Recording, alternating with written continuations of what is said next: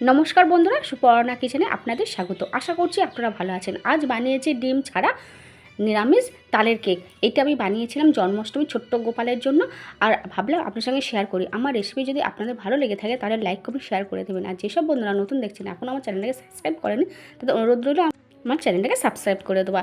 তাহলে ছোটবার দেখে নিই কীভাবে আমি নিরামিষ কেকটা বানিয়েছি। এখানে আমি 100 গ্রামের মতো টক দই নিয়েছি। টক দইটা ভালো করে ফাটিয়ে নেব। এই বাটির আমি হাফ বাটি চিনি দিয়েছি, দিয়ে টক দই আর চিনিটা ভালো করে ফাটিয়ে নিতে হবে যাতে চিনিটা পুরো গলে যায়। এখানে আপনারা চাইলে চিনিটা গুঁড়ো করে দিতে পারেন।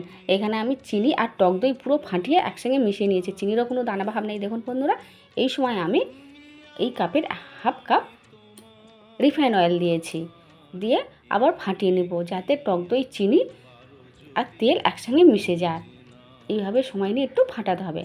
আর দেখুন বন্ধুরা, যখনই ফাটাবেন একভাবেই ফাটাবেন। এইটা আমার পুরো ব্যাটারটা তৈরি হয়ে গেছে।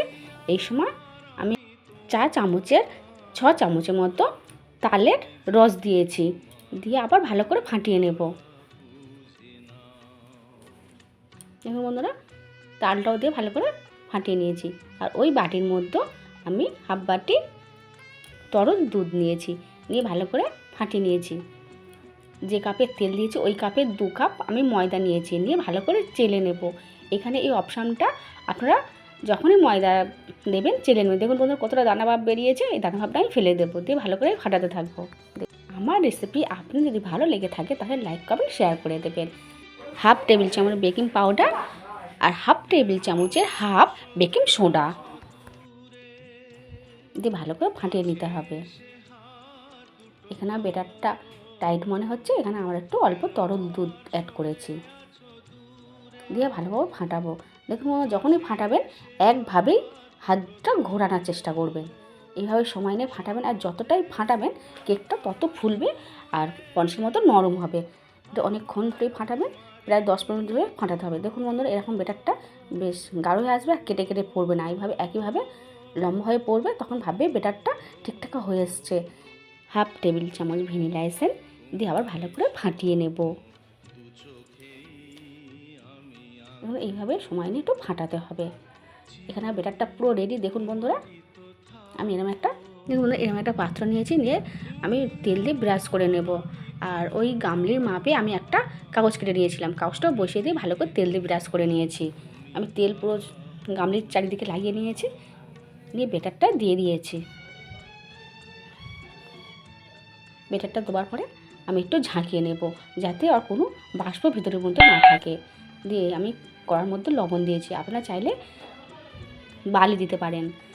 দিয়ে আমি ঢাকা দিয়েছি, দিয়ে 15 মিনিট পর ফিরে এসে দেখছি গরম হয়ে গেছে। এখানে আমি কেকটা বসিয়ে দিয়েছি, দিয়ে আমি 10 মিনিট পরে ফিরে আসবো। দেখুন 10 মিনিট পর ফিরে এসেছি। কয়েকটা কিশমিশ দিয়েছি, ওইটা প্রথমে দিলে তো কিশমিশটা নিচে নেমে যায়, ওই একটু পরে আমি কিশমিশটা দিয়েছি। দিয়ে এবার আমি প্রায় 50 মিনিট পর ফিরে এসেছি। এসে দেখছি আমার কেকটা পুরো রেডি, আর হাতে একটুও লেগে যাচ্ছে না, আর অনেকটাই ফুলেছে। একটা কাঠি দিয়ে দেখছি ভিতরের থেকেও কোনো অংশ বেরিয়ে আসছে না। দেখুন বন্ধুরা, পুরো কেকটা হয়ে গেছে। এখানে আমার কেকটা পুরো রেডি। আমার এই রেসিপি আপনারা পৃথিবীর কোন প্রান্ত থেকে দেখছেন অবশ্যই কমেন্ট করবেন। আর এইভাবে কেক বানিয়ে খেয়ে দেখুন না কেমন লাগে। অসাধারণ খেতে হয়, খুবই টেস্টি হয়। আমি এরকম ডিজগুলো উপর করে একটু হাত দিয়ে চাউর মারতেই কেকটা বেরিয়ে এসছে। আমি কেকটা কাটবো না, কারণ এটা আমি ছোট্ট গোপাল সোনার জন্য বানিয়েছিলাম। দেখুন বন্ধুরা কতটা ফুলেছে, কতটা সফট হয়েছে। দেখুন বন্ধুরা, কেকটা আপনাদের সামনে কেটে আমি দেখাতে পারলাম না, তার জন্য খুবই দুঃখিত। এটা আমি গোপাল সোনার জন্য বানিয়েছিলাম, গোপাল সোনার সেবা দেবো তারপরে কাটবো। আজ এই পর্যন্ত, অন্য কোনো দিন অন্য রেসিপি নিয়ে দেখাবে। আপনারা ভালো থাকবেন, ধন্যবাদ।